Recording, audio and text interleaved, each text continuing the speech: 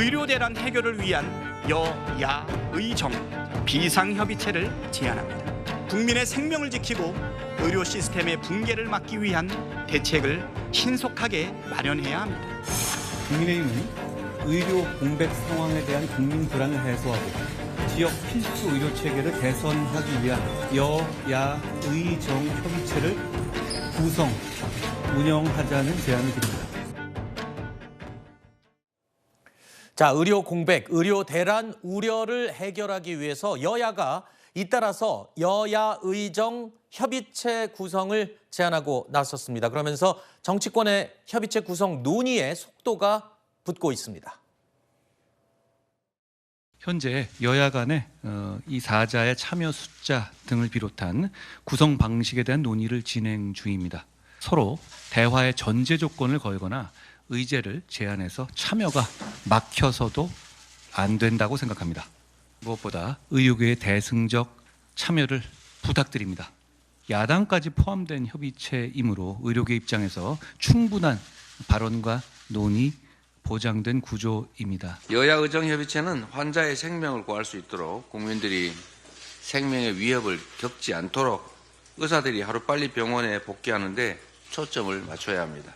7개월간 수차례 지적되어 온 문제를 정부가 허심탄회하게 인정하고 폭넓게 개방적으로 논의를 시작해야 합니다. 일단 여당, 야당, 정부까지 이 여야 의정 협의체 구성에 공감대를 형성을 했습니다. 굉장히 의미가 있고요. 그리고 여야는 구체적인 실무 협의도 이제 시작을 한 상황입니다. 물론 가장 중요한 건 이 의료 문제를 해결하는 것입니다만 또 이 각각의 입장에서 보면 이해관계가 조금 드러납니다.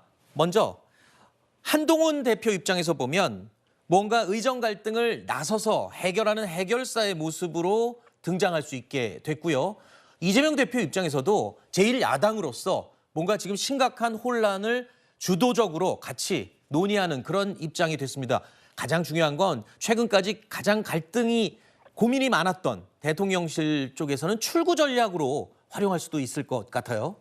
각자의 이해관계가 그리고 속내가 조금씩 다르다는 분석도 있습니다만 결국 이 여야 의정 협의체를 만드는 목적은 뭐겠습니까? 국민의 생명과 안전을 지키기 위한 것 아니겠습니까? 그러면은 각자의 어떤 정치적인 셈법이 있더라도 그런 것은 모두 내려놓고 대화에 집중을 해야 될 것이고 지금 여야 의정 협의체 그 출범의 급물살을 타고 있는 것은 다 각자 본인들의 계산은 좀 한 걸음씩 뒤로 물러세웠기 때문입니다. 네. 그렇기 때문에 이제 그 급물살을 타고 있다고 보여지고요. 다만 여기에 이제 의료계가 반드시 동참을 해야죠. 네, 사실 네. 의료계 의료계 없이 이 여야 의정 협의체가 이 개문 발차를 하게 된다면은 그것은 반쪽짜리 협의체가 될 것이고 의미가 반감이 될 것이고 거기서 어떤 실질적인 사회적 대타협을 이뤄내기도 어려울 겁니다. 그래서 지금 국민의힘에서도요. 그 오늘 아침 회의에서 의료계를 전방위적으로 설득해달라. 네. 모든 당직자들이 그 당력을 사실상 전부 다 기울여서 의료계와 최대한 접촉하고 설득에 나서야 된다는 그런 주문이 있었습니다. 그리고 네. 한동훈 대표도 전공의에 대한 그 사법적 절차를 신중하게 해달라고 공개적으로 주문을 하지 않았습니까? 네. 이런 분위기들이 그 의료계가 협의체에 동참하는데 좀 긍정적으로 작용할 수 있기를 기대해 봅니다. 일단 정치권은 주도적으로 문제 해결에 나서기 시작했습니다. 하지만 관건은 이 갈등의 장 본인의 한쪽이라고 할 수 있는 의료계가 참여할지 여부인데 아직은 참여 여부가 불투명한 상황입니다. 일단 여야정 협의체라도 먼저 출범하는 방안이 검토될 것으로 예상이 되는데 야당에서는요. 정부 방침과 태도에 이견을 조금 드러내고는 있습니다. 그래도 일단 뜻을 같이 했기 때문에 대전제로 같이 가기 때문에 분위기는 좋게 출발을 했습니다만 어제 얘기를 잠깐 들어보니까 일단 우리가 양보하고 이렇게 참여까지 했으니 의료계를 설득하는 건 여당과 정부가 해야 되는 것 아니냐 이렇게 얘기를 하더군요. 야당 측에서. 지금 이제 그런 모습이 필요하고요. 특히나 더 정부의 전향적인 태도 변화가 좀 필요한 시점이 아니냐. 어쨌든 지금 여야 의정 중에서 여야는 확실히 의기투합이 되어 있고요. 네. 더 어떻게 해서든지 이 문제를 추석 전에 풀어서 이 추석 중에 추석 연휴 기간 동안에 응급실 뺑뺑이에 대한 이 공포와 불안감에서 국민들 여러분들을 좀 해방시켜드려야 된다. 이런 생각은 확실히 갖고 있는 것 같아요. 네. 그런데 여전히 아쉬운 건 의료계가 지금 여기에 참여하겠다라는 의사를 보여주지 않고 있고 또 참여를 하더라도 너무나 많은 전제 조건을 현재 달고 있다. 네. 지금 그런 전제 조건이나 어떤 이 의제 이런 부분들에 대해서는 일단 참여하고 그 안에서 논의하는 것이 급선무가 아니겠느냐라는 생각이 들고요.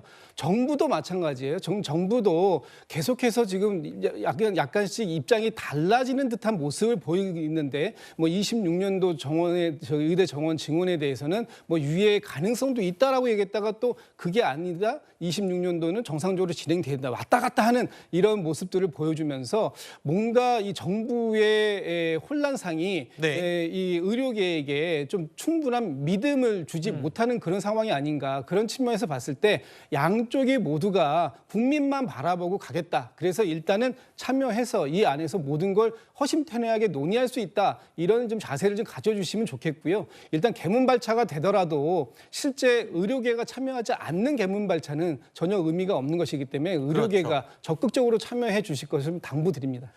의사 단체 쪽에서는 요구사항이 아까 많고 복잡하다고 말씀하셨는데 당장 내년 의대 증원부터 모두 전면 백지화해야 한다. 그래야 대화에 나선다라는 입장을 고수하고 있는데요.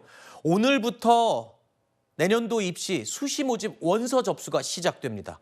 그러면서 이제 2025학년도 증원 백지화는 현실적으로는 불가능해졌다라는 게 지배적인 의견이기도 하죠. 2025년 정원은 이미 끝난 문제입니다. 9월 9일부터 수시 신청이 들어가고 있지 않습니까? 1,500명 증원에 대해서는 사실 법원에서도 정부 측에 손을 들어줬기 때문에 이미 증원 문제는 끝난 문제다. 내일부터 2025학년도 입학 정원에 대해서 수시 원서 접수가 시작이 되는데 지금 시점에 새로운 혼란을 초래하는 것은 바람직하지 않다. 오늘부터 시작되는 이 수시 모집으로 선발하는 의대생은요, 전체 모집 인원의 67%가 넘습니다. 당장 내년도 증원이 백지화가 된다면 수험생들의 혼란은 말할 것도 없고요. 이 법적인 문제까지 거론될 가능성이 큰 상황입니다. 의료계가 요구하는 내년도 의대 증원 백지화, 이 문제는요, 정부 입장을 떠나서 현실적으로도 지금 불가능한 상황이 돼버린 셈인데, 글쎄요, 아까 2025년은 아예 불가하고 2026년도 증원 문제는 뭐 오락가락한 게 아니냐, 지금 이렇게 정부 입장에 대해서 지적을 하기도 했는데요. 어떻습니까? 이게 좀 양보할 계제가 있습니까? 정부 쪽에서? 정부뿐만 아니고 이 의료계도 양보를 해야 되겠죠. 왜냐면은 일단 수시 모집이 다 되고 이거를 백지화 시켜버리면 학생들이 가처분 신청 낼 수도 있잖아요. 그렇죠. 그러니까 그게 법리적으로 문제가 되기 때문에 지금은 안타깝게도 현실적으로 좀 물러설지 못하는 상황이 돼버렸다. 그래서 아까 말씀하셨듯이 지금 현재는 모든 의제를 내려놓고 사자가 모이는 게 중요하다. 네. 또 추석 전에. 지금 의료 개혁을 바라보는 시각에서 중장기적인 시각이 있고 그거는 의료계가 본인들이 그 개혁의 대상이 아닌 개혁의 주체가 될 수도 있는 부분인데 그런 좀 생각의 전환이 필요하지 않을까. 다만 추석 전에 국민 불안감을 낮추기 위해서는 네 분이 다 모여야 된다. 그래서 오늘 언론에도 나왔던 여야정 3자 협의체가 출범한다는 것에 대해서는 저는 그것은 좀 반대하는 개인적으로 생각을 가지고 있고 네. 오늘 또 마침 한동훈 대표는 오전에 의료계가 반드시 참여한다고 얘기를 했기 때문에 네. 저는 그거는 잘 짚었다고 생각하고 있습니다. 네. 참여하기 위한 전제 조건이 지금 현실적이지가 않아서 문제가 되는 건데 오늘 뉴스 직전에 또 의료계에서 입장을 낸 것을 보면 그래도 조금 대화의 가능성은 그 뉘앙스가 좀 느껴지는 것 같거든요. 아마 계속해서 2025년도 입시까지도 원점으로 돌려야 된다는 입장 견지하기 의사협회 어려울 겁니다. 네. 그렇지만 의사협회에도 출로라는 건 필요한 거 아니겠습니까? 그렇다면 정부로서도 강대강으로 치닫지 않고 이제는 논의 테이블에 이제 머리를 맞대기로 한 만큼 의사협회에서 요구하고 있는 최소한의 그러니까 책임과 문책과 경질에 대해서는 고민을 논의를 좀 심도 있게 하셔야 되는 타이밍이 아닌가라고 생각합니다.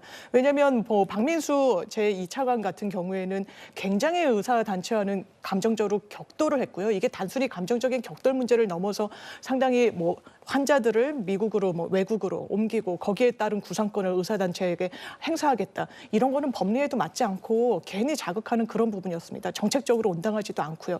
이런 분에게 이 여야의 정 한쪽 그 축을 과연 담당하는 게 맞겠는가. 이런 논의 테이블에서 심도 깊은 논의가 의사협회로부터 나올 것인가도 상당히 의문이어서 여당 내부에서도 경질의 필요성은 제기가 되고 있는 거 아니겠습니까? 최소한 그런 유화책이 정부로서도 있어야 이 논의가 실질화되지 않을까 생각합니다.